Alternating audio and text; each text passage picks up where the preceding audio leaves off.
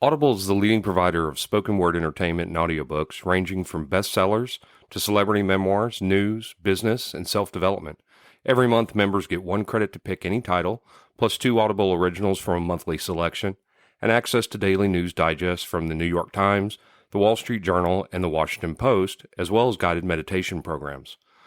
Between a full-time job in IT and a full-time job in podcasting, it gets harder and harder to sit down and read the books I'm interested in.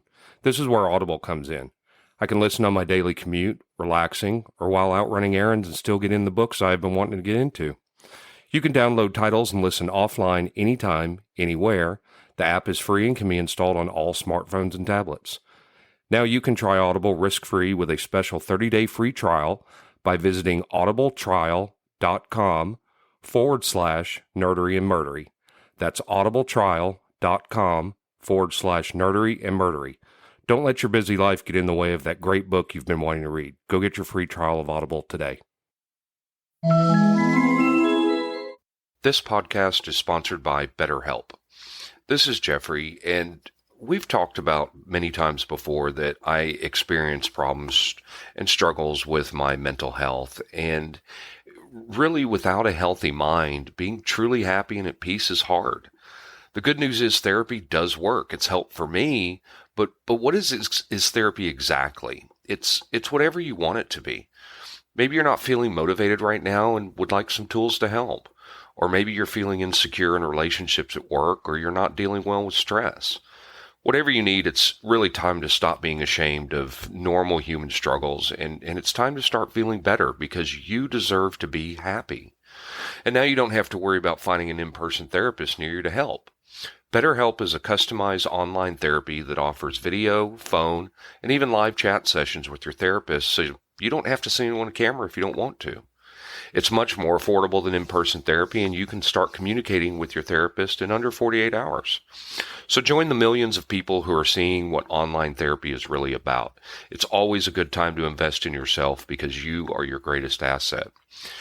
And there's a special offer to Nerdery and Murdery listeners. You can get 10% off your first month of professional therapy at betterhelp.com/nerdery and murdery.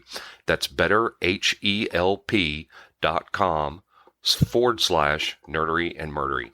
Thanks again to BetterHelp for sponsoring this podcast. You're listening to the sweet, sensual, serendipitous, and soulful sounds of Nerdery and Murdery. God, I hate you so much.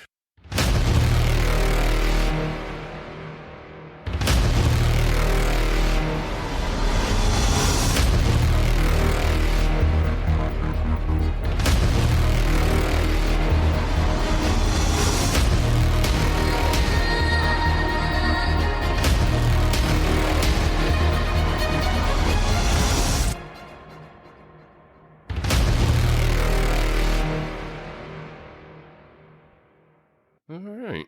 Hey. Welcome to episode 7 of Nerdery Murdery. Ep 7. Thanks to everybody who's stayed with us through 7 episodes. So this episode comes out on June 18th. We're in the in our Wayback Machine. Yes. We're not quite all the way there. But, Early May. Yeah. Mother's Day's tomorrow. So That's right. Happy Mother's Day late for all those who are listening on schedule. And it's passed. We just passed, Nerd Day, May the 4th be with you. May the 4th and, be with you. Revenge of the 5th. Revenge of the 5th. So, had both of those nerd out days, all the memes all over the internet. So, I look forward to those days. So, how are you? I'm good. New job. Yeah. 2 weeks in, kind of unusual, but it's a little less stressful. That's nice. I the ramp that led down to our area where you used to work and everything. Mm-hmm. Multiple times I've walked up there and I had in my head, I need to stop it at C-Zig, and I'm like, I have been texting dumb pictures though. And I forgot to do it again. I am Geoffrey with the podcast, the murdery side of things. I'm Zig with your nerdery. Keep doing that backwards. That's okay. I think it'll be all right.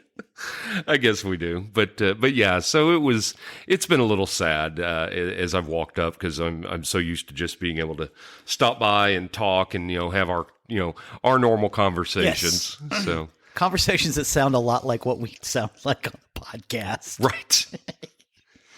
And Will is starting his new position on Monday. He's gonna be a database administrator. Will, congratulations, sir. Pretty good, pretty awesome. Be the first time in 3-4 years that you and I aren't in the same department. So 4 years. Everything's changing. It's all changing. So, but at least we get together for these. Look so forward to these. We've had our edits through episodes 1 through 6.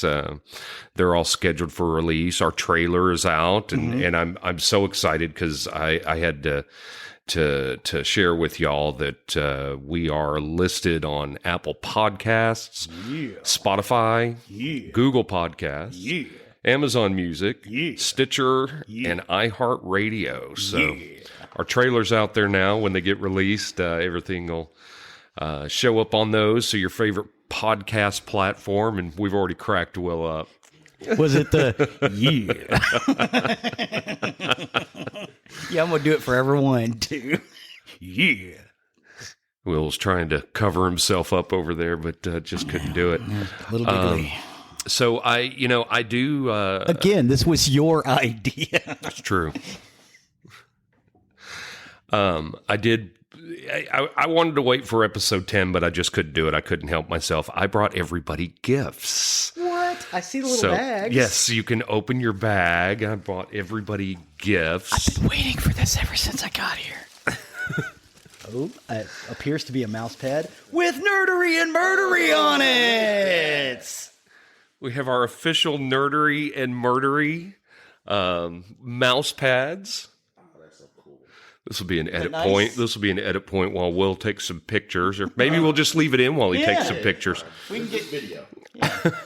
That's nice. Like that? Nice.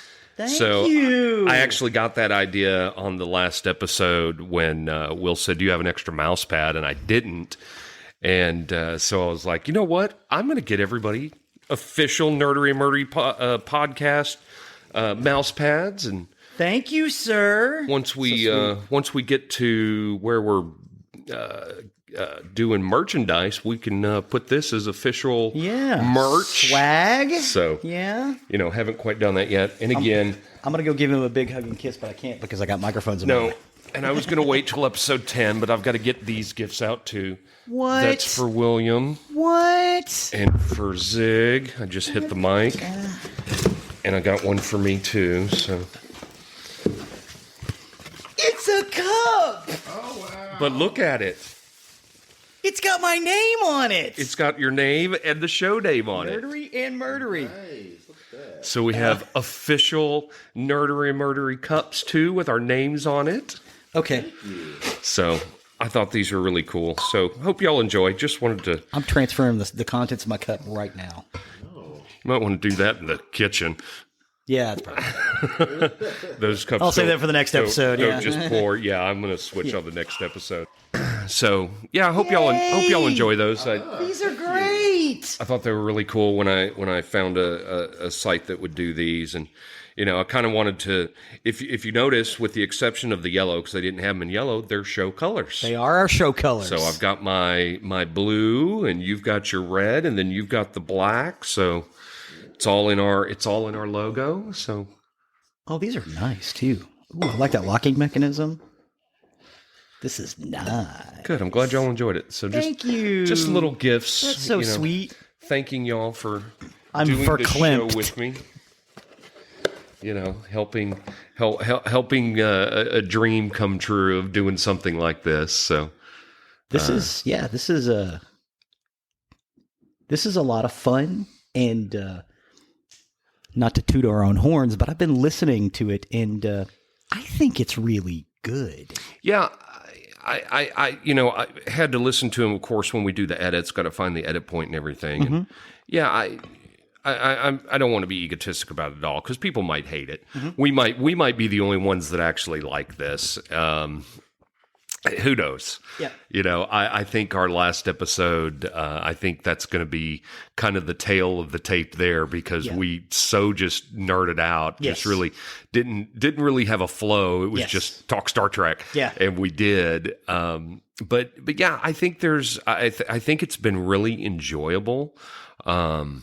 I'm glad to share my side of things, and very honestly, on a lot of these very dark ones, I'm glad to have them said and then gone. Yeah, right on. Get them out of my head. Get them out of your head so you don't have to think about them. Right. But it's been fun for me. I don't know if anybody else is going to think it's good. We might end up being the only three that ever listen to this. And I'm okay with this. I'm okay with this because I listen to it just about every day. I think my daughter will listen. I think my sisters will listen. And my kids. I think my brothers will listen. My kids were laughing. I let them hear one of our intros. I think the one we did for episode 6, and they were rolling. They thought it was hysterical. So. Yeah, I got 3 listeners. Well, and that's what our hope is. We hope it's funny for people. We hope it's enjoyable. We hope it's entertaining because that was the whole point of doing this in the first place. Yeah. When Will brought it up, is just as he sat and listened to us two idiots talk. that's when he said, y'all really should do a radio show is what he said, and so I hope people find it enjoyable. Yeah. We might just annoy people and they go, yeah, I can't listen to this. But hopefully. Yeah, we Keith Chenoweth, because he hasn't been name checked yet. I know he's going to listen because we say his name in every episode. Probably. We'll see on that. I think at some point we'll probably want to ask some people to join us. Yes. I think I just said ask some people to join us. But can I ask you a question? We'll ask some people to join us, and I know Keith will be one of those. Especially when we talk about Starfleet battles or Axis and Allies, or I thought that when we get to those, I think those are key ones for him to be on. Yeah, especially the Axis and Allies. Yeah, he and I can talk Starfleet battles all day too, but I think the Axis and Allies would be a real good one. Yeah. So, anything else going on in your life? No, nothing too crazy. Well, we've got a birthday party for Lorelei next Saturday. It's the roller rink. If you guys want to come, cool. And I'll get some more pictures of that pinball game because it's really great. The Dracula? They have Dracula there? No. It was Road King. Oh, Road King. That's right. You had said that, and that's when I said, like Road Blasters. I'm an idiot. Yeah, it's fine. I love road blasters.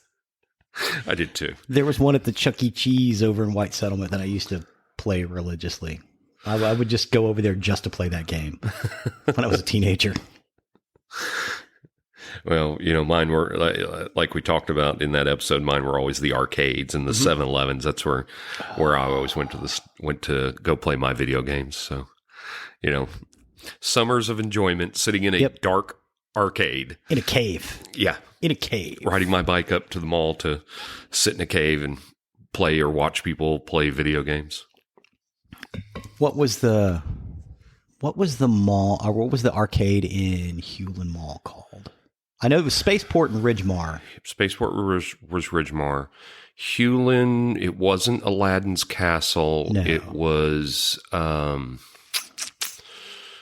think we actually named it when we were talking about pinball, but I off the top of my head, I cannot remember. It's been so long. Spaceport's the one I really remember. Yeah. The Hewlin Mall one was big. That was in the downstairs across from Luby's. Yes. If I recall correctly. So I don't remember, So, okay. Well, that's all I had. So guess I can put my seatbelt on and buckle up for whatever you're ready for the roller coaster today. Yes. Well, okay. So episode 7 is also into the nerd deep end. Geoffrey and I discussed this before. It's another one of those Milton Bradley Gamemaster Series games. This one is called Conquest of the Empire. The one I hate so badly. Hate is a strong word. I know you don't like... It's number 2 on my hate list to the original Risk. I like all the Risk variants. Yeah. I don't like the original Risk. It's just not my Not your cup my of tea. thing. Well, I mean, the strategy in Risk is you get a five-man army continent bonus every turn if you control North America. North America only has 3 entry points, so if you can hold North America for 2 or 3 turns, you can win the game. Yeah, it's not my thing. I do not like. That's why I don't like the continent bonuses. I think I've played it where we've adjusted them for points of entry, and that game plays completely differently. Yeah, just not a fan of the original. I like all the variants, but Conquest of the Empire. Let's talk about my number 2 most hated game, Conquest. Sorry. So yes, Conquest of the Empire was produced by Milton Bradley in the mid '80s. It was one of the 5 Gamemaster Series. Of course, we had Fortress America, which we talked about, Axis and Allies, Shogun, Samurai Swords, or Akutsuku, Broadsides, and Boarding Parties in this one, Conquest of the Empire. Larry Harris designed this one as well. He also designed Axis and Allies. It went out of print for a long time. Like, I think I have, and as a matter of fact, I've got some pictures of the one that we all basically used to play. I think I got it from you. You were the one that I got it from. Or may have been Keith. I think it was Keith. I think he had Conquest. But I know that at one point you owned it. Yeah. And then he owned it. And I've had it for years. The one with the torn up box? Yes. That originated with him. Okay. I might have adopted it at some point. Okay. Lord knows why. Maybe to spit on it or do something else vile to it. It was hard to come. Not as hard as Broadsides and Boarding Parties. Broadsides and Boarding Parties was the hard one to Yeah. find. And Keith searched for a very, very long time for that one. He finally got it. Yeah. And he and I played it. Yeah, it's a fun game. But I like it. It takes a long time to set up if you've got with the little ship models. So, because there's 2 big ship models in Broadsides and Boarding Parties that. I may be lying when I say this, and Keith could be the one to validate this.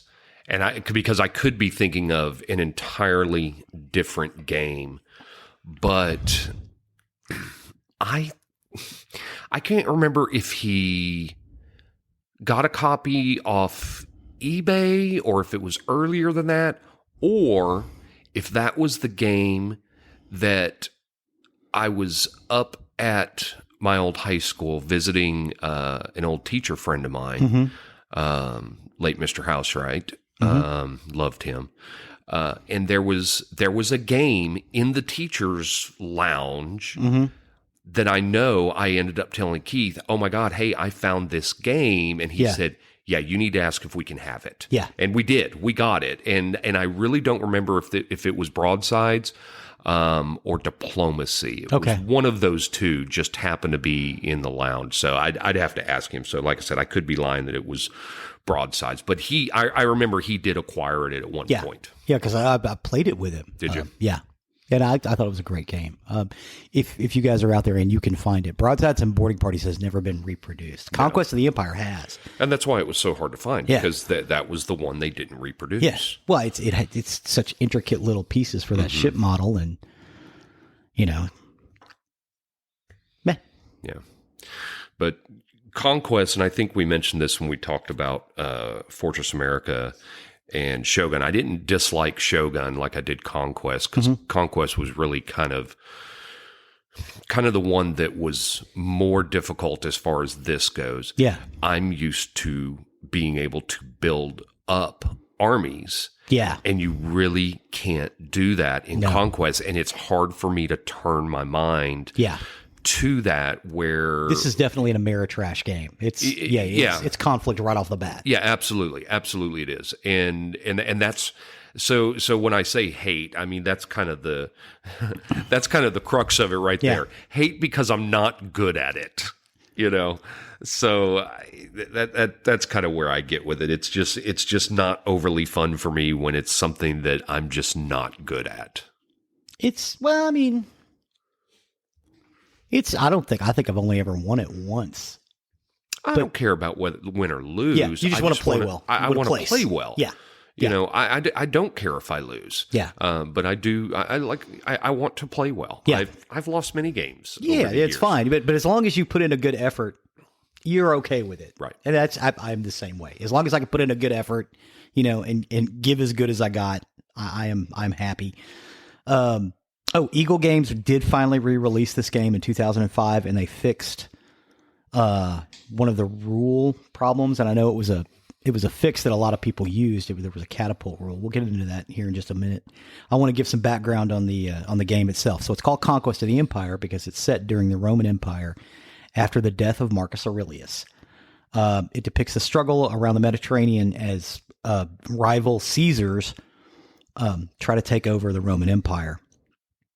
And each player gets one of these factions. You get a Caesar figure, some general figures, and ships. Now, the cavalry units, the catapult units, and the soldier units are all the same. You buy them from they're not different colored. You get them, but you can't move those troops unless you have a general or a Caesar with them. You can defend, but you can't actually go on the attack unless you have a general with them, and you get 6 generals and a Caesar. The goal is to take the Caesar out. Now, if your Caesar is taken out, you can upgrade one of your generals. The only problem is you end up losing a general. Right. And if you don't have a general, you can't move your army. That's a point of contention with a lot of folks about this game, is that you really have to allocate your resources and move them out one step at a time. One of the things that helps is every time you build a city, you get basically a free road. So if you have 2 cities together, you put a road between them. To go from one city to the next, it's only one move. You can continue to do that, and the city at the end of your road and the city at the beginning of your road, that's just one move. Oh, I remember that. One space. So it behooves you to build cities, but they're expensive. And another problem people have with this game, Inflation. So there's a little tracker at the bottom of the board that has basically pictures of Roman money. And after a certain amount of money is spent, you keep a little coin on there. You get double inflation, which means everything costs double the amount it costs at the beginning of the game. After another certain amount, you go to triple inflation, where everything costs 3 times as much. So that's how you buy your pieces, saving a little money. Trying to remember, did inflation ever go down, or once it went up, it was always up there? Once it went up, it was always up. It would be nice. You could always house rule it and say, hey, once we get to the end, we start back at the beginning. Well, that wouldn't make any sense. But I just couldn't remember if some things you did would lower inflation, or if it just went up and up and up, and it never went. I couldn't remember. I do not believe it goes back down. Now, the Eagle games that they released in 2005, they did fix the rule I was talking about, which is the catapult rule. And the problem was, for every catapult you had, you got a +1 to your die. So if you had 4 or 5 catapults in an army, you couldn't miss. Right, you're unstoppable. Yeah. So basically, the rule is, you get a +1 if you got a catapult. No matter how many you have. Yeah, no matter how many you have. You also have a +1 if you've got a fortified city. Mm-hmm.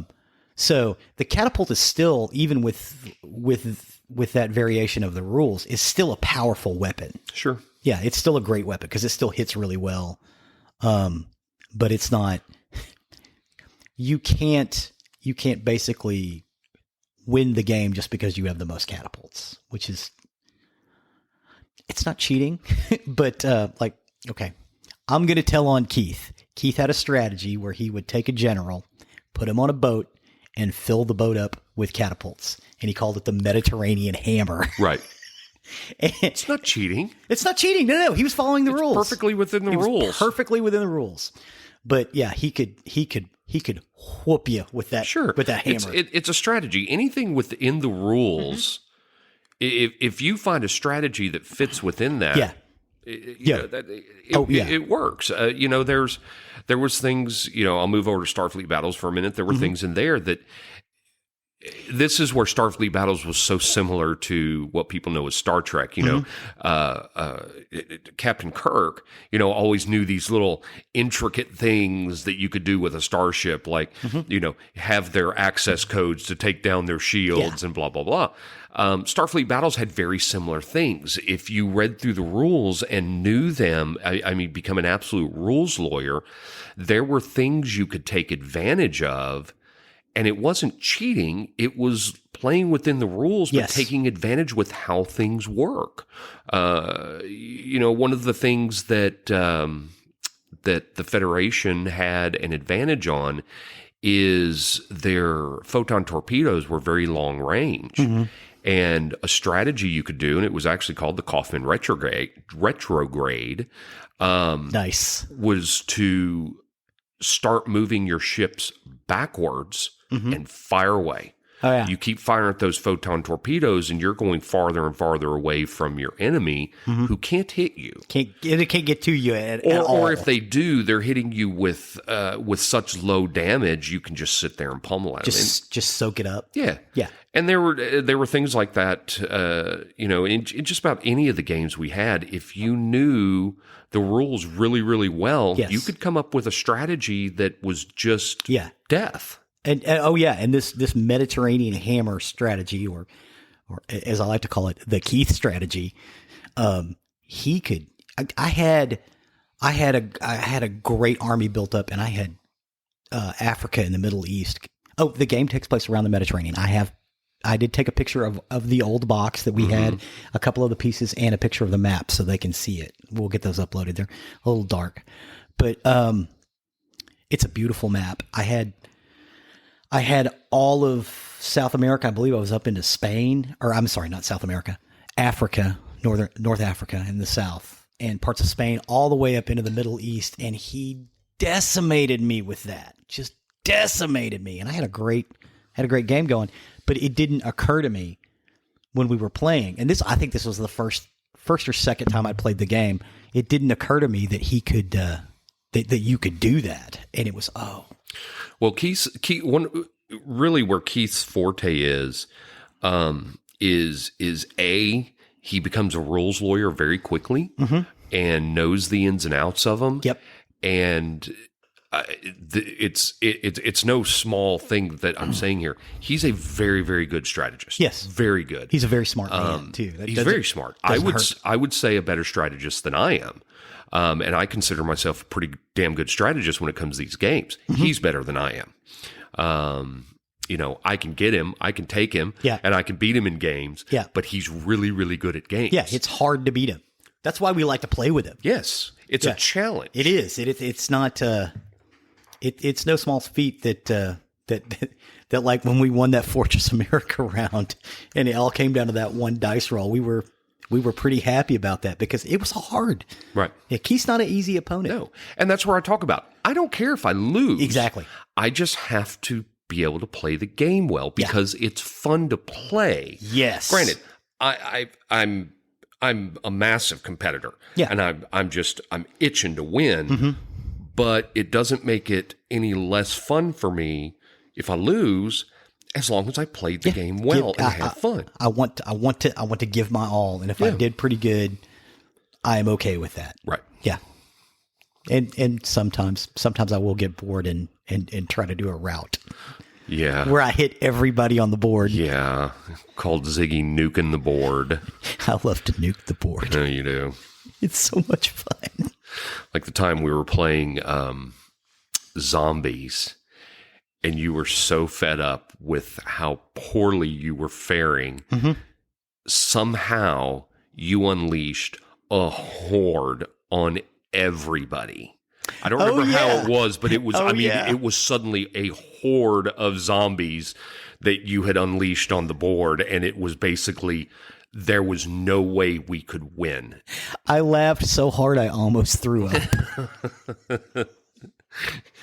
That's the whole thing. When you get to that point, you will do whatever it takes to just make sure nobody else can win. If you're going to lose, just as long as nobody else wins. Well, it doesn't always happen that yeah. way, but yeah, we've had it quite a bit. I definitely like to if I'm going out, I want to even the stakes all the way around. And again, it's that whole Agent of Chaos thing. It's more fun for me, and I think it's a little more fun for everybody. Because after I do that, the games really get interesting, and I can sit and watch, which I'm okay with. Yeah, you can sit and watch a game better than I can. That's just I prefer to be in it. And that's why I like the games where everybody's pretty much in it to the end. In Conquest of the Empire, even though people do get taken out, you could play with 6 players, and actually, the more players you have, the more fun this game is. And I think that's a lot of. If it's just 2 players, it's not. It's like a 2-man Risk game. It's not fun. Yeah, I couldn't see that as 2 players. Yeah. Access and Allies, you can play with 2. Yeah. Fortress America, you can play with 2. Conquest, no, can't play that with 2. You can't. There's a lot of games like that. Pandemic, you couldn't really play that with 2. No, you'd get hammered. Yeah, but the funny thing about Pandemic is the more players you have, the harder it is to win. Yeah. It's a hard game. You run out of cards, and if you run out of cards, you lose. And, right. Global Pandemic. Yes. Will Wheaton's Tabletop did Global Pandemic once, and Pandemic won. Yeah. And I remember he got up there, and he was standing next to the box. He looked at the camera and just punched the box. It's like, yeah, you know what? I know how he feels. Yeah. So yeah, Conquest of the Empire. You can go out and find it now, which is great. It's a tough strategy game, and it's fighting right off the bat. So if you're interested in that sort of thing, it is fun to play. It's the pieces are beautiful. I mean the little Roman soldiers, the generals, the Caesars, all the Gamemaster ones. Yeah. Were. We talked about that in the Fortress episode. They're very detailed pieces, and I like that. The diplomacy game I mentioned, the original one I played, it's just these little wooden blocks. Yeah, little wooden blocks. And in the original Risk was wooden blocks too, if I remember right. Yeah, I think so. Then later on, they came out with the numbers and everything like that. And then you had the maybe it always had the numbers. The different. No, I think you're right. I think the original game actually was wooden blocks, but I mean that's like back in the late 50s, early 60s. I liked the numbers. Now you can't. It's hard to find the game with the numbers in them anymore. They went to the little infantry and tank and something. I think and which was 1, 5, and 10s. Right. It worked. But I liked the numbers. Yeah, I really enjoyed when I those, did play. I did Roman like numerals. the numbers, but yeah, the Game Master. That's the thing that I always loved. About all of their games is just the intricate details of the pieces. I love a game like that. Yeah. I did a Kickstarter last year. I'm actually waiting to see what the update's on for Wolfenstein.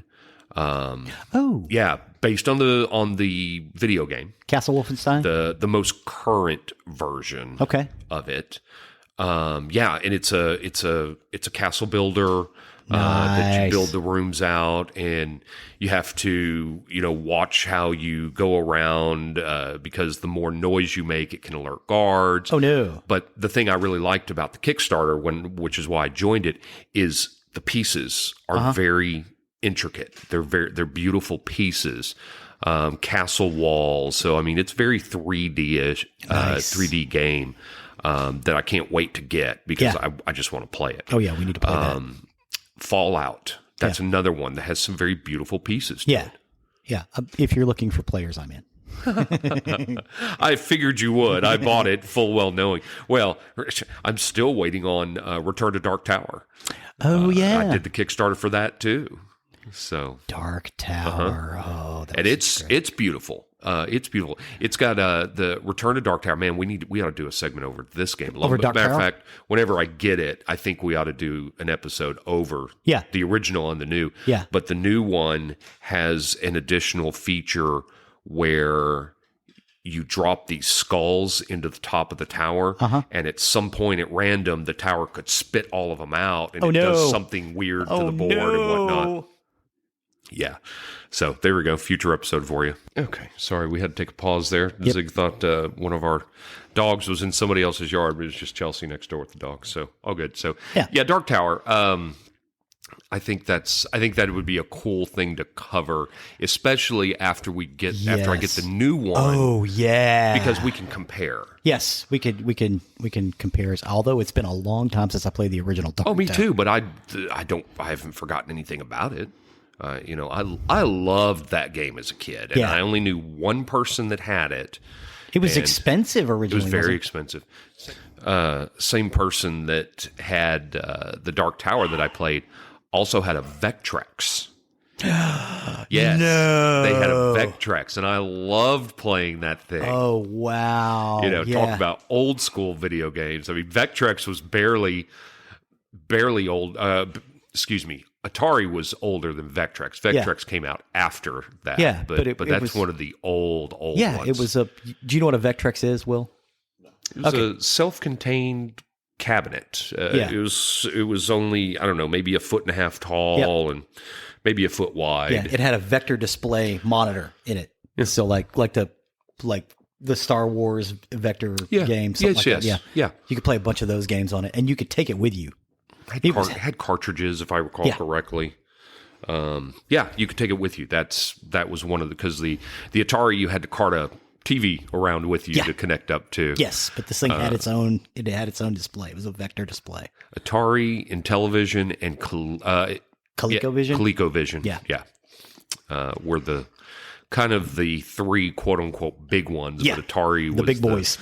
Was the real big one. There's another episode idea for you right there. I've already noted that one out. Yeah, I know. Okay, so also Chloe wants to talk about Sega because we got an old Genesis. You said that. Yeah, we've got it. We had to buy special equipment to hook it into a modern television set. Oh sure. Yeah, but we play Sonic and oh God, what's the one where they're Golden Axe? Golden Axe. Yeah. And my favorite was Populous. Populous. I love Populous. Populous was hard on the Populous Atari. was very hard. It was hard to get to play on the Genesis because you had to pop it. Right. You had to pop in a Sega a Sonic cartridge, and when the Sega logo came up, you had to pull it and pop Populous in, and that was the only way you could play it. That's right. You had to pop Populous. That. I forgot it was a bug. Yeah. Oh my God, I forgot that. Yeah, it had to do something with some licensing or something. But anyway, that's how you had to get it to work, and it didn't work every time. So you'd hit it just right, and so yeah. I mean, great episode on Dark Tower that we're doing Conquest. Conquest of the Empire. Conquest of the Empire. Here's our window of opportunity passing by. Window of opportunity. Yes. So Conquest of the Empire. If you can get out and play it, you really should give it a chance. Now, keep in mind, you can play with 6 people, which is a bonus. It is an Ameritrash game, so or an American-style strategy board game. You have to start attacking right off the bat. And so if you're not comfortable with that, this may not be a game for you, but you definitely should check it out. If nothing else, the board and the pieces are beautiful. And the 6-player, to tail off on that just real quick, that is one thing I will give Conquest is the ability to play 6 because for our group, generally for us, it's 5. Yeah. And it's hard to find games that, especially nowadays, that you can play over 4. Yeah, most of them are 4 players. Yeah, like Catan, you can get Catan and play with a bunch of people, but you have to buy an expansion. Right. Yeah. Yeah, most of the core ones are 4. So to have a game that allows over 4 and 6, that's just that's really cool to me. And something we always have to keep in our back pocket because, like I said, when it's 5 of us that are getting together for, so I'm going to tell on us here. Let's talk about the ultimate nerdery. We have our guys geek gaming weekend. Yes, where 4 to 5 of us get together at either my house or we go down to Austin for Keith, and we stay there for a weekend. Yeah. and play games. Play games. Play games. Generally we'll play something maybe a little light on Friday, or maybe we'll play something big on Friday. Might get a few beers somewhere, get a pizza, and then Saturday go to an arcade maybe. We've done that. That all started off years ago. The first geek weekend we had was The Hangover. Yeah. We all went and saw The Hangover together. And that spawned off into these geek gaming weekends because we all just, as we've gotten older and, careers and family, and it gets so hard that we have to carve out these weekends. Yeah. Where we can play these long 6-hour strategy games. Right. Or any game with all the guys. But that's where I get back to. Very often it's 5 of us. Yeah. And if it's 5, it's hard to find games of that magnitude. Yes. Fortress, so on and so on, that take hours to play, that we so enjoy, that will allow you more than 4 people. Yeah, to play with 5 or sometimes even 6 people. Right. Yeah, because you want to play with all your friends, and you want to give a good give a good shot too. You want to give as good as you get. And when you play with 6 people with a game like Risk or Conquest, it's harder to get ahead because you got more people you got to get through. So it is kind of nice. It is kind of fun, and you can be the agent of chaos if there's 6 people play, 5 or 6 people play. And again, more fun for me. More fun for everybody. Well, it's, I enjoy playing any of the games with all you guys. Just not that one. That one. Yeah. I've said it and said it and said it and said it. It's really all because I'm just not good at it. And I mean, maybe if I took some time and read through it and really studied it, look at some strategy guides. Maybe. Oh, I'm not going to see. I don't necessarily need the strategy guides as much as maybe just kind of read through it and everything. And I don't know. Maybe I'll give it a whirl again sometime, especially if they've re-released it. They did. Then I might be interested. Yeah, they did. I would like to get the Eagle Games version of it. I think the map is a little bigger. So it's not Fantasy Flight? No, it's Eagle Games. Interesting. Yeah. I thought Fantasy Flight got all the Gamemaster, but apparently no. Not. And honestly, I think in both cases they don't actually own them. They're just licensed out. Huh. Yeah, I believe that Eagle Games is licensed out Conquest, but I think it is still owned by Hasbro. Interesting. Yeah. The same with Fortress America. Yeah, they got the license fee and everybody's happy with it, so they're going to keep doing it. Now this Eagle Games. It's actually 2 games. Of course, they fixed the broken catapult world, but they also allow you to play it again. I think you can flip the map over and play a slightly different variant of the game, which maybe we should try out at some point. It's supposed to be a little easier. And maybe a little more world building. I am not sure because I haven't seen it yet. I may have to get a copy of it. Yeah. I have to look that up and get a copy. Yeah, and they released it in 2005. Real pretty box, and I've seen the board. Board is real pretty.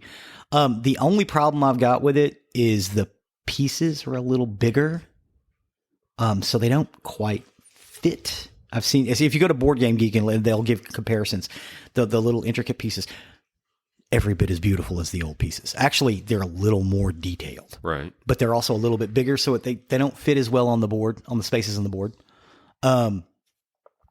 But I mean, that's fine too. You can always put down a chip and have a card with your units on it off to the side if it's a real small place. Right. We did that with Axis and Allies for years, or used a chip as a counter. It's like, oh, I got 5 guys here. Well, you got 1 guy and then 4 little chips. So, there are ways around it. It's not a deal breaker, but they are a little bigger. But oh god, they're beautiful. Yeah, you definitely should look it up. There are going to be some links. You can, of course, look up Eagle Games and you can look the game up there, or purchase it if you want. You might be able to find an old copy of the Milton Bradley version, but I'm sure that'd be really expensive. Yeah, it's going to be expensive and real hard to find. And if you want one in really good condition, you're going to have to shell out some cash. Well, and I'd think that'd only be for a collector. If somebody's wanting to play the game, get the re-release. Yeah, get the re-release. Yeah, you don't want to open that if you're collecting it. No, especially if you say they fixed the catapult rule. There's no reason to go find the old one unless you just want to collect an old game. Yes. Yes. Oh, and speaking of the catapults, the little arm with the rock on the end of it for the piece, it would break off, and we referred to those as stealth catapults. I hate that bothered me. It's Stealth the catapult. whole it's the whole thing. Go to Monopoly where nobody wanted to be the thimble. I love playing the thimble. Nobody wants the broken catapult. No one wants to. I don't want the broken catapult. Right. I want the real catapult. It's a lesser catapult. It's a lesser catapult. I love my new cup. Thank you. You're welcome. So yeah, go. You definitely want to check out with these strategy games. You want to check out Will Wheaton's tabletop for some playthroughs on some of the stuff we've talked about. I don't think he ever did like Conquest of the Empire, but Not that I've seen. yeah. But check out. I've watched a lot of tabletop. Eagle Games, so you can see the game. Of course, Board Game Geek is always great for these sort of things. They've got a lot of resources, and I think you can even link to buy it if you want to. And it may be discounted if you go through Board Game Geek. I'm not sure. I think so, but I could be wrong. But yeah, it's another one of the Milton Bradley Master Series games, and I actually would like to cover all of those when we talk about strategy board games. Oh, absolutely. Before we move on to the next. Absolutely. Unless you get the Dark Tower, and then we need to cover that. I'd like to have the tower out on the table when we talk about it. Absolutely. Yeah, so we can look at it. Yeah. Absolutely have that out on the table when we play that. Like I said, I got in the Kickstarter last year. Mm-hmm. I think right at the start of COVID, it was before COVID hit that I got into that Kickstarter, and I still get regular updates. They're still producing it and everything. Nice. Okay. Just waiting for it. It was supposed to be April, but of course everything slowed down, and I think we'll be all right. Oh yeah. Just production places slowed down. How many years did Keith look for broadsides and boarding parties? Right. Well, I'm not looking for Return to Dark Tower. I'm getting it.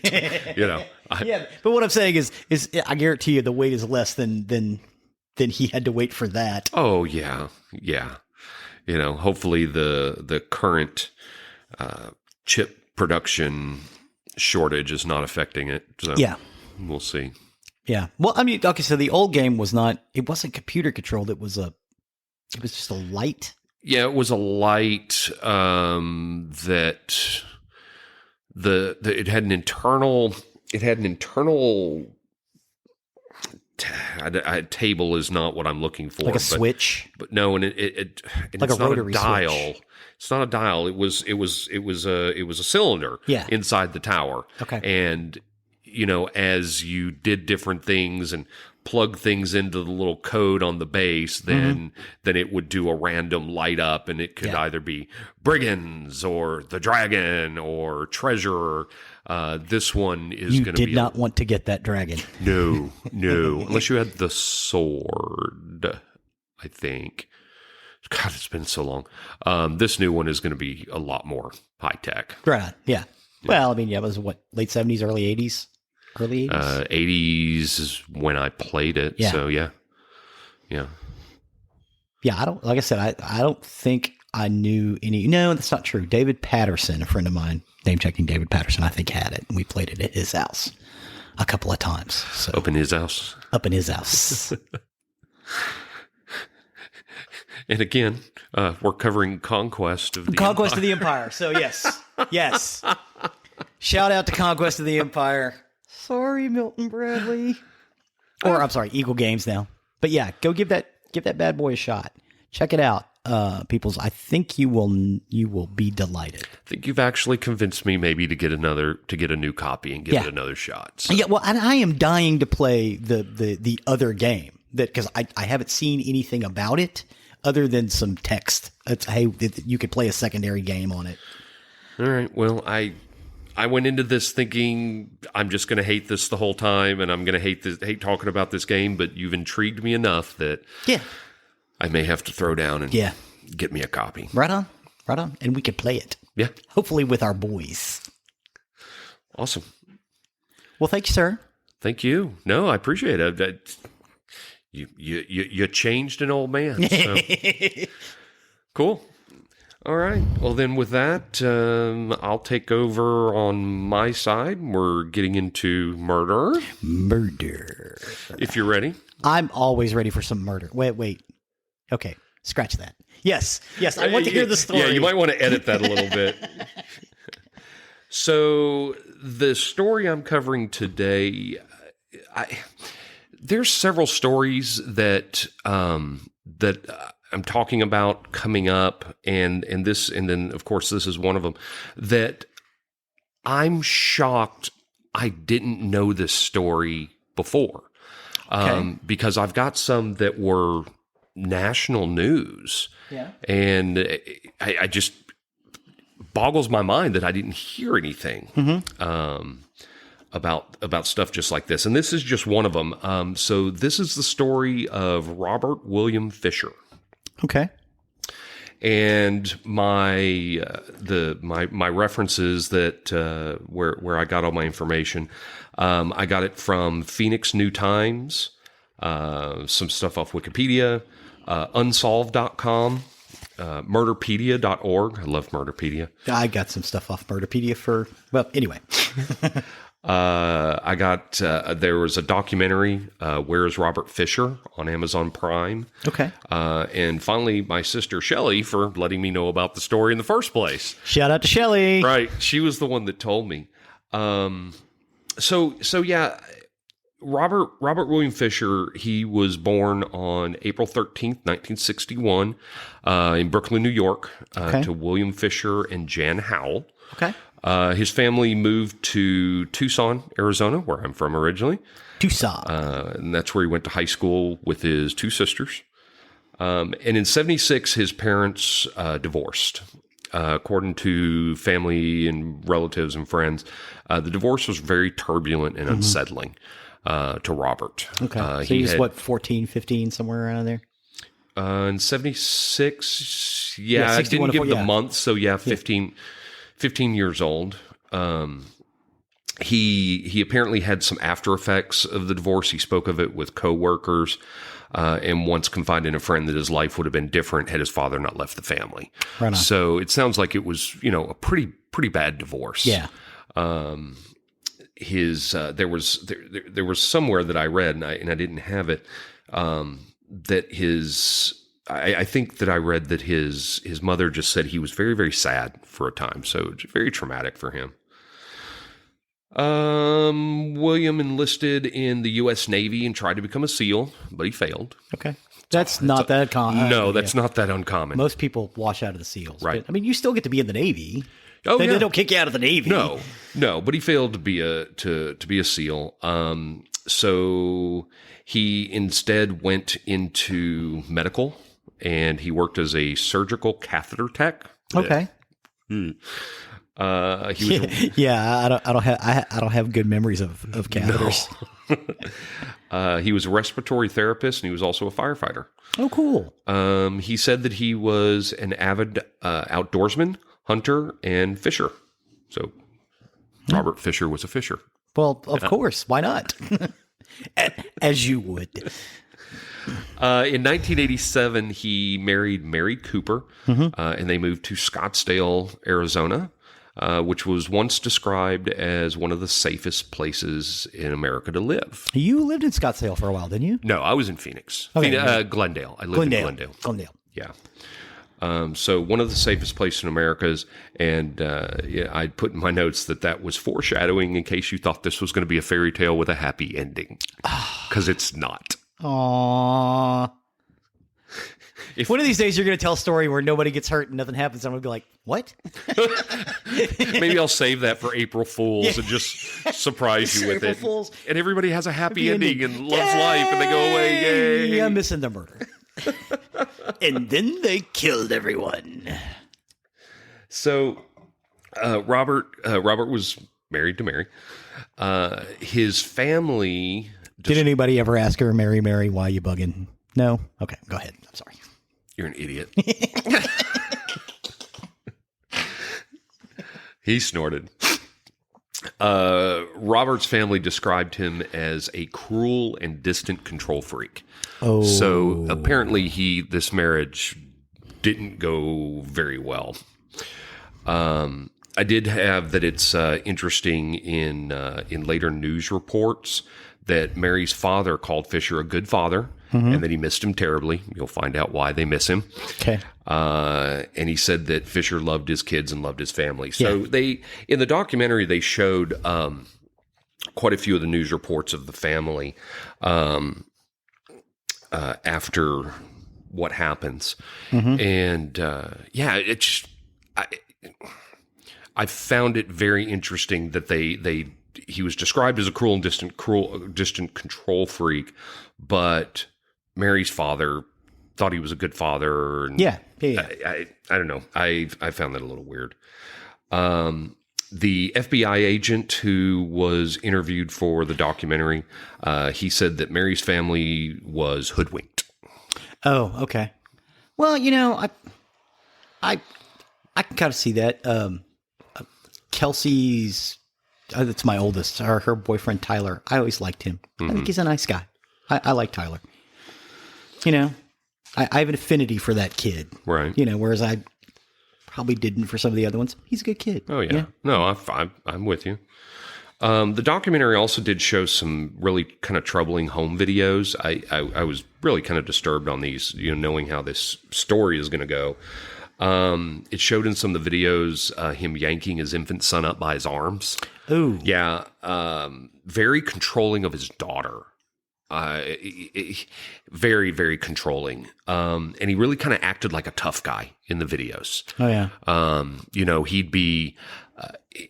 Mary liked to do a lot of home videos, and she'd have a camera on him, and he's like, turn that off. This is now. This is the late 80s into the early 90s.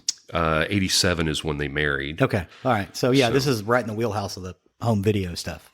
Yeah. But then there were other videos where he acted perfectly normal. So it was it was just very interesting seeing the home videos, because there were home videos where he looked perfectly normal, loving on his kids, smiling, laughing. Okay. But there were some of the videos that just kind of disturbed me a little bit. Almost like he was a different person. Kind of. Okay. Maybe. Fine. I'm with you. He reportedly once turned a garden hose on Mary for speaking out of turn. So this is the kind of control freak he is. Right. Yeah. So I'm watering the yard and somebody says something funny and I just you mean like turning the garden hose on her. Right. Yeah. Okay. Right. Yeah. That's not cool. Robert and Mary frequently fought. They fought about sex and money. And Mary ended up taking a job that she told her friends was her security fund. So, right she's obviously seeing the writing on the wall that this is not a good marriage and it's probably going to end. So I need to have me a little slush fund off the side right on. somewhere. Little bug out money. Yeah, no, I get it. They did end up having 2 children, Bobby and Brittany. I kind of actually spoke about them a little bit earlier with his daughter. But Robert was embarrassed that his son Bobby didn't like to hunt or fish. Okay. Once tried to teach them both how to swim by throwing them off a boat. So, okay, I have a love-hate with this one. Yeah. I was also thrown into a pool because I refused to let go of my mom when she was trying to teach me to swim. Yes. But that was a pool. Yeah. This is a lake. Yeah. There is a difference. Yeah. I had a life jacket on though. So. And I had water wings on when it happened to me. Yeah. So I kind of had a little love-hate with this, but his friend who was with him at the time, Sandy Gillespie, he said that they were crying and screaming, and Robert pulled him into the boat and said, "Now there, how's that?" So, this does not sound like a good dude. No.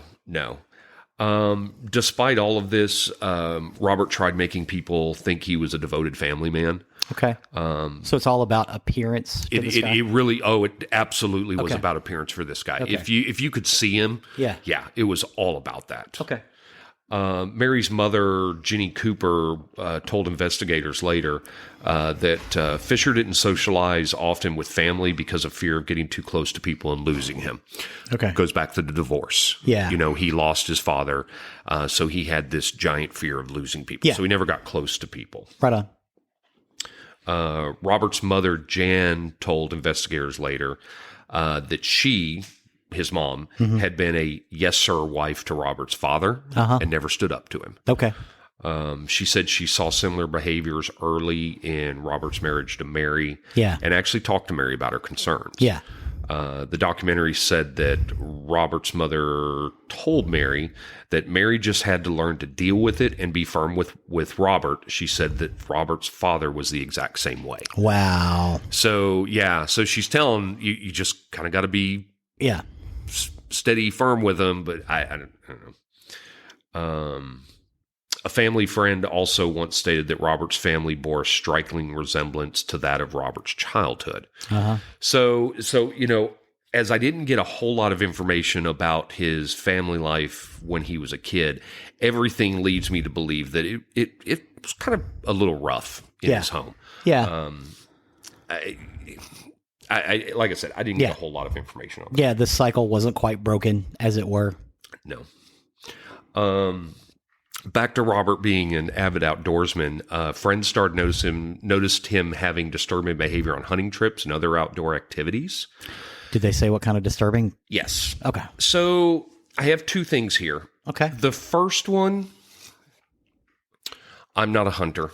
I never have been. But I do know people who have hunted. And this first one, I don't think is as disturbing as the second one because people do this that are hunters. They said that once after killing an elk, he began smearing its blood on his face. I know hunters do this. It's sometimes yes, they do. Right. It's a rite of passage. And so I didn't, when they said that disturbing behavior, this one I didn't see as much. No. Yeah, I've seen that happen multiple times. The second one, on more than one occasion, he snuck up behind his family as they were picnicking and emptied his gun into the air. Yeah, that's one, creepy. That one is creepy. That's creepy. And that's just to scare. That's just to startle. That's not having fun. That's not. That's being mean. That's being mean. So like I said, there were two. I'll give you a few hunting stories just real quick. You ever heard of the idea of peppering someone? No. Okay, so when you're out using bird hunting, you're using shotguns, so it's right. buck, right? Right. So you're basically your shot goes a certain amount of distance and it starts to fall to the ground, right? Right. Right. So if you happen to notice that someone is at the end of your range and you fire in the air above them, sometimes they'll get some pepper. Yeah. Gotcha. And they get peppered. Gotcha. Yeah. Been peppered and done the peppering. Yeah. It's not nice. No, just hunting is not my thing. Yeah. It's absolutely not. I don't think I've done it since I was probably 12 or 13. Yeah. I don't want to kill dove anymore, and that was the only thing we ever really hunted. I once was offered a job at a major outdoor company. I'm not going to give any names here. And it would have... I would have gone to move to their headquarters. And one of the things they asked when they were offering me the job is, do you hunt? Because everybody here does. Okay. And I was like, no, not a big hunter.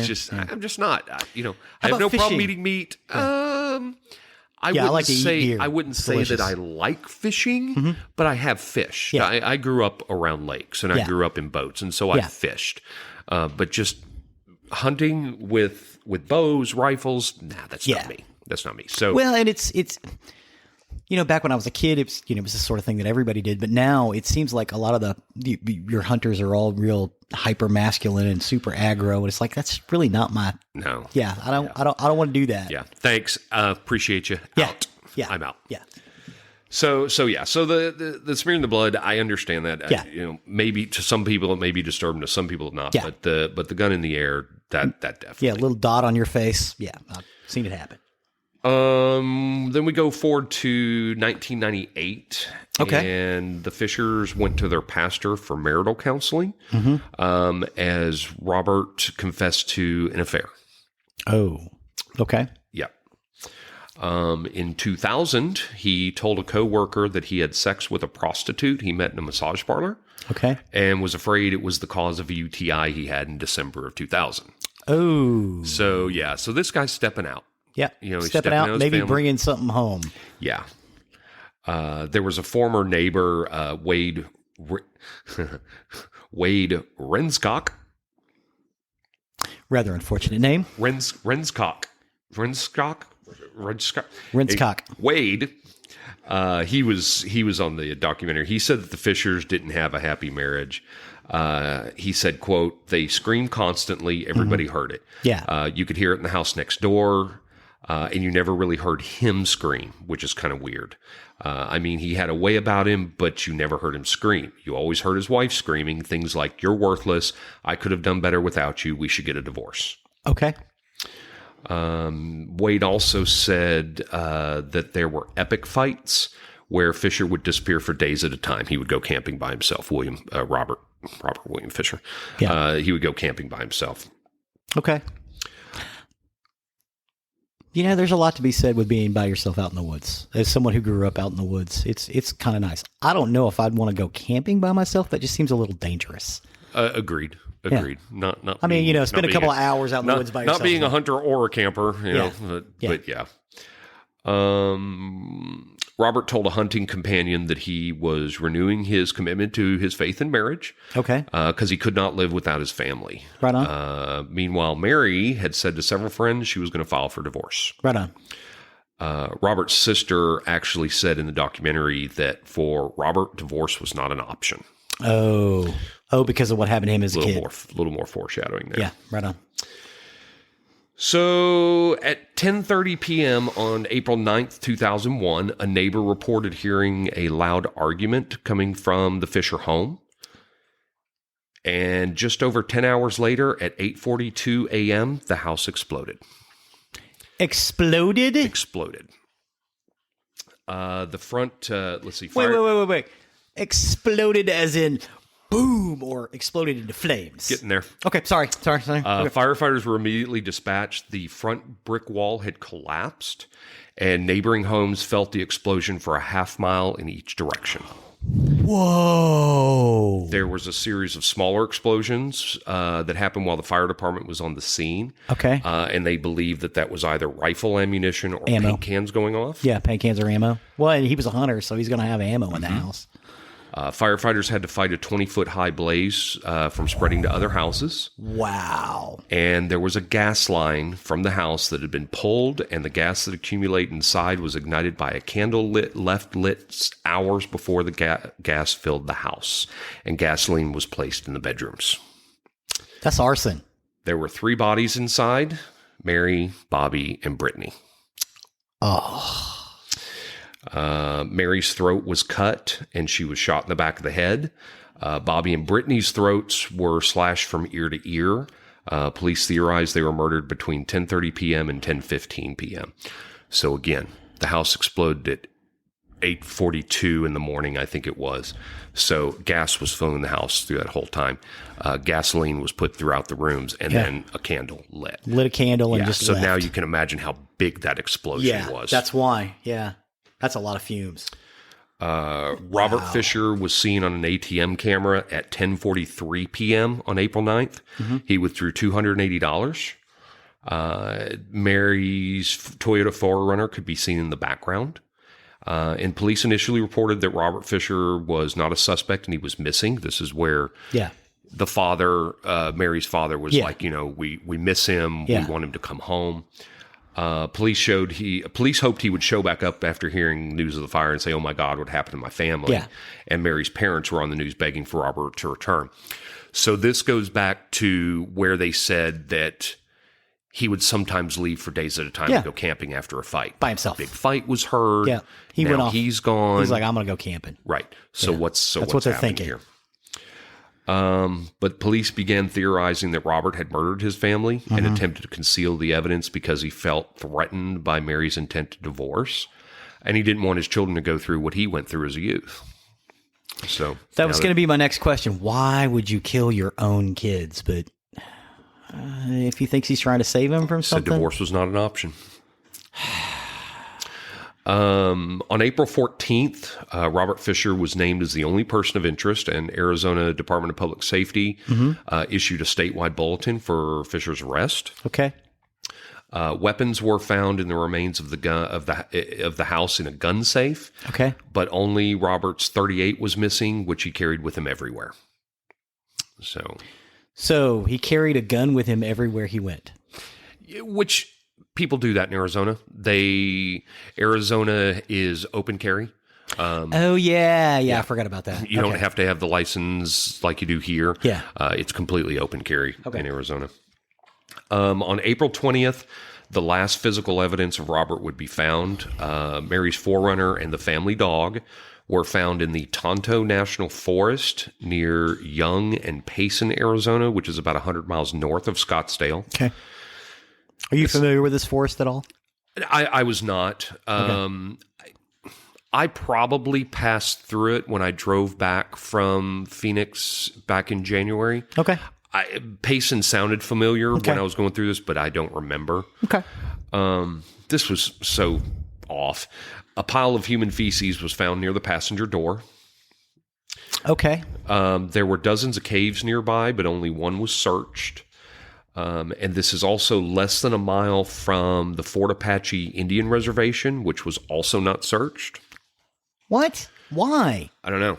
I mean, there's so many... I understand that there's federal things with an Indian reservation, but they have their own police departments. Right. If there's a murderer on site there or a possible murderer, they'll go look if you ask them. Right. I'm pretty sure. And I don't remember seeing anywhere if they did ask that or not. It just said in the documentary that it wasn't searched. There was a couple that reported seeing a man resembling Robert two days prior, walking along the side of Young Road and thought the man looked like Robert Fisher, but they didn't report the tip until after the truck was found when that hit the news. Yeah. An acquaintance of the Fisher family said that her husband went camping with Fisher in the area where the truck was found. Yeah.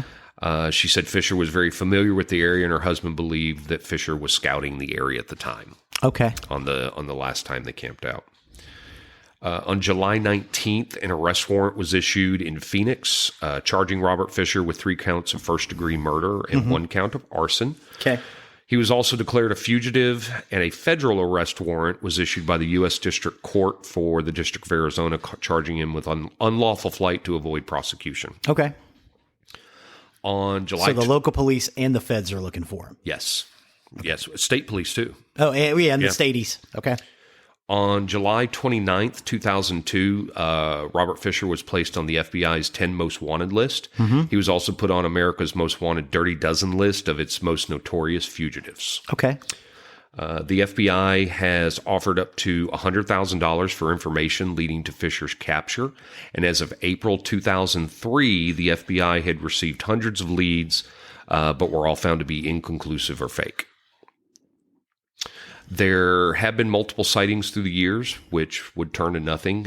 Neighbors from his old neighborhood have reported seeing him drive through the area. He's still in the area? Or they think? That's what they thought. They said. In August 2001, a man claiming to be Robert Fisher made a phone call to America's Most Wanted the week they aired this segment on Robert Fisher. Wow. The man said, "I'm glad I killed the bitch. You'll never find me," and hung up. Wow. The FBI did investigate it, but nothing came of it. They believe it was not Robert Fisher. They believe that one was a fake. This one was very interesting. In February 2004, there was a man arrested in Vancouver, Canada, who had a very strong resemblance to Robert. Okay. So the man had a missing tooth where Robert had a gold tooth, as well as surgical scars on his back, just like Robert Fisher did. Robert Fisher had some back problems. Okay. And the scars were similar. However, the fingerprints did not match. Oh, okay. The fingers were checked for scarring in case there was alteration of fingerprints, but none were present. And about a week later, a relative identified the man, and he was released. His identity was not released. So it wasn't Robert. Okay. It wasn't him. Wasn't Robert Fisher. In 2012, FBI alerted local law enforcement in Gila County, Arizona, that Robert may be living in the Payson area, so back that area where they found the truck. Yeah. Local detectives suggested that Robert might be using his survival skills to live in the woods near Payson. Oh, so not like in society, he's actually living in the woods. Yeah. Like a wild man. Yeah. So there were conflicting reports on his survival skills. Okay. Some people said that he was this avid outdoorsman and could survive anywhere. Yeah.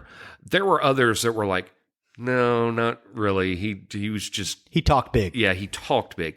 So, this one's kind of a hard one. Could he have survived for this long? Mm-hmm. I mean, we're in 2012 now. Yeah, he's been out 10 years. Yeah.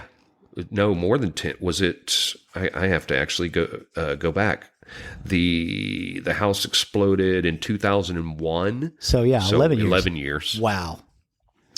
In October 2014, police raided a house in Commerce City, Colorado, after receiving a tip that Robert was hiding there. However, there was no sign of him. Okay. In 2016, the FBI and Scottsdale police released an age-enhanced photo of Robert Fisher, which was the 15th anniversary since the murders. Okay. He's still considered armed and extremely dangerous, and they said he has ties to Florida and New Mexico. Okay. Some speculate that he may have committed suicide or started a new life under a new identity. Okay. So the FBI has said that Robert Fisher is arrogant, cocky, a know-it-all, and a loner. Yeah. So like they had talked. He'd now be 60 years old, 6'1", approximately 190 pounds when he was last seen. Mm-hmm. Had blue eyes and brown hair, as well as surgical scars on his lower back. Okay. He has a noticeable gold crown on his upper left first bicuspid tooth. He chews tobacco, favoring Copenhagen. Sometimes walks with an odd, erect manner with his chest out due to back pain. Okay. And an avid hunter and fisher, as we had said. Yeah. As of April 9th, 2021, the FBI states they still get weekly tips about Fisher. Mm-hmm. His sister still holds hope that he's alive and that someone else is the murderer. She did say, however, that she has the FBI on speed dial and would call them immediately if Robert ever showed up. Just in case. The FBI said they will continue to leave Fisher on the top 10 until they have exhausted all means to find him or they find him dead. So he's on the top 10 to this day. Wow. For 20 years, this guy's been running around. And finally, if anybody has any information about Fisher's whereabouts, they're encouraged to call 1-800-CALL-FBI or submit tips online at tips.fbi.gov. Right on. Yeah. So yeah, can we load a picture up of this dude just so for this episode? Yeah. Just in case. Yeah, I went out to the FBI's website because I was like, really? He's still in the top 10? Yeah, he's in the top 10. Yeah. Has never been found. Wow. They consider him still armed and dangerous. Right on. But it also is it's also possible that the guy could have gone out into the woods and done himself. There was a theory about that maybe he went out and killed himself. Yeah. And that he's just out there and no one's found him yet. The FBI agent, I believe, though, said that he doesn't believe he would do that just because of his arrogance. But yeah, this guy doesn't sound like a good dude anyway. It really didn't. And like I said, I was surprised. I've never heard of this. Yeah, guy's been killed his wife and 2 kids, blew the house up, and has been on the run for 20 years. Yeah, you figure that would be national news. I used to watch America's Most Wanted. I don't remember seeing that. I didn't remember anything about this. Yeah. And this was nationwide news. And it's so sensational. And it floored me that we're in 2021 and he's still never been found. Yeah. I'm thinking he's probably dead. Yeah. Maybe succumbed to the elements. I mean, if he was trying to live outdoors, but yeah. He could, like they were saying, he could have changed his identity. He could still be living. Yeah. I didn't put it in here, but there was. He could be Bob Johnson in Scottsdale, for all we know. Well, what I didn't put in here, I believe it was somewhere near Payson. Somebody saw a man who they thought was Robert Fisher and a woman in a bar, and I believe they had a little tiff and then left. Okay. So, they still get tips to this day, Right on. because there are people that think they've seen him. So maybe he was that good of a survivalist that he's still out there running around. But, we'll have the notes on our website as well, so you can look up the appearance. And if anybody's seen him, call the FBI. Right on. He's a dangerous dude. Yes, please. This guy needs to be found. Uh-huh. And that's my story for this week. Well, thank you very much. That was very interesting. A little disturbing that he's out there on the loose. What of my stories so far have not been disturbing in some way or another? Honestly, the Hinterkaifeck one, I found, well, okay, it was disturbing, but I thought it was kind of funny, even though, it was a horrible murder. So a couple of points, going back to Hinterkaifeck I'm going to go back 2 things for a minute.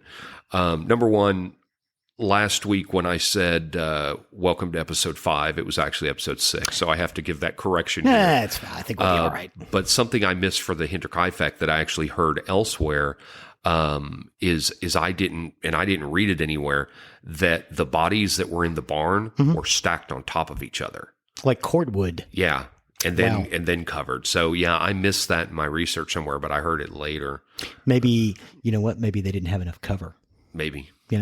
Who knows? I mean, the whole thing, the whole thing sounded all very personal. I think it was somebody who knew the family. Oh yeah. Oh yeah. So, who knows on that, but sorry to backtrack, but had to kind of give those little you're good. points. So I went and looked up, Manic tools, and I was like, oh, I know what that is. Yeah. Yeah. It's a pickaxe with a turny piece. Yeah. Like with a turny piece? Yeah. With a turny piece. I don't know why that makes me think of Frenchy German. Frenchy German. You mean Alsatian? Sure. I'm sorry, we're idiots. Idiots. All right. Well, that takes us to the end of our episode. As usual, if you want to contact us, you can find our contact information on our website, nerderyandmurdery.com. Yes. All of our emails are there. Yes. Even Will's, where you can definitely find out really why he puts up with us. Again, his idea. Very true. Gonna keep it there.